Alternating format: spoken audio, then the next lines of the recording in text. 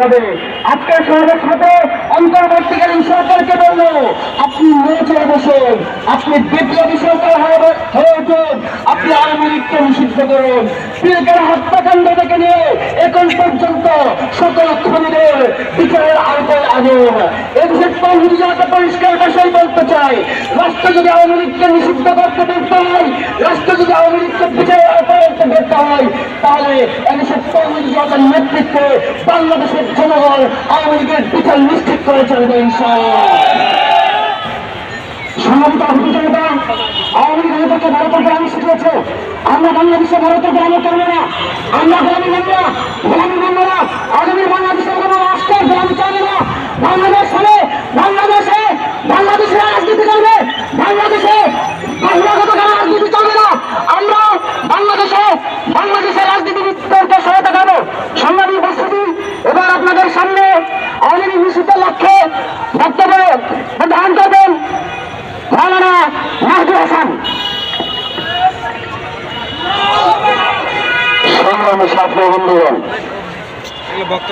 আমি দু তিনটা কথা বলতে চাই। এই আওয়ামী লীগকে কেন নিষিদ্ধ করতে হবে?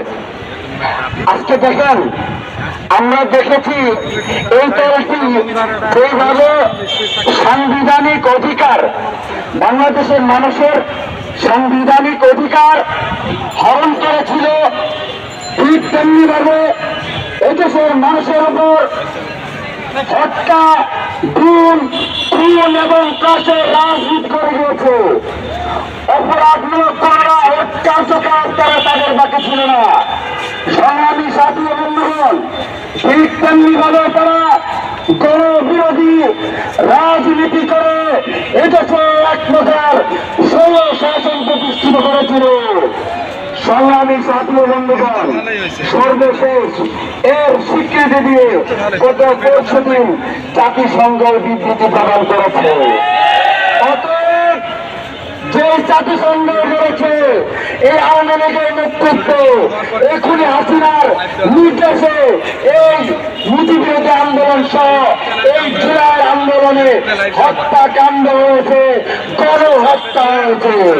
সংগ্রামী ছাত্র বন্ধুগণ, বলতে চাই, আপনাদের যত সাপোর্ট দরকার সমস্ত সাপোর্ট চলে এসেছে।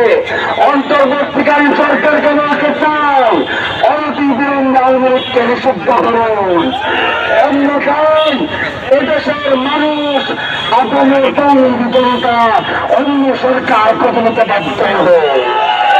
সংগ্রামী সাথী বন্ধুগণ, আমরা এদেশে বিদেশে কোন রাজনীতি, বিদেশে কোন প্রস্তুত রাজনীতি করতে চাই না।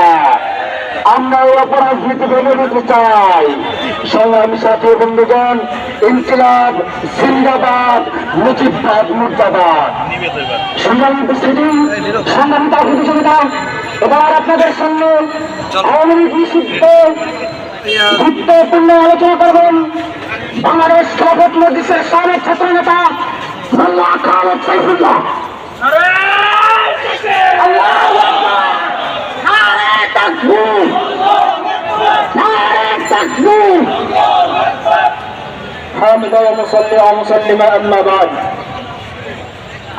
তৌহিদি ছাত্র জনতার ব্যানারে আয়োজিত গুম খুন হত্যাকারী জঙ্গি সংগঠন আওয়ামী লীগকে নিষিদ্ধের দাবিতে উপস্থিত তৌহিদি জনতা, বাংলাদেশের মানুষ বিভিন্ন মতভেদে বিভক্ত, বিভিন্ন শ্রেণী পেশায় বিভক্ত, কিন্তু বর্তমানে বাংলাদেশের মানুষ একটি বিষয়ে ঐক্যবদ্ধ, সেটা হচ্ছে আওয়ামী লীগকে নিষিদ্ধ করতে হবে।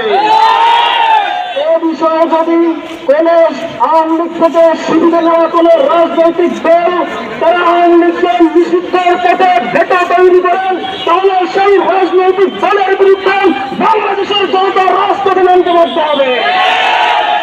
আওয়ামী লীগ যেই স্বৈরতন্ত্র কায়েম করেছিলেন 2013 সালের 17/7 আমার ভাইয়ের রক্তেন এই রাজপথ রঞ্জিত হয়েছেন। 2021 সালে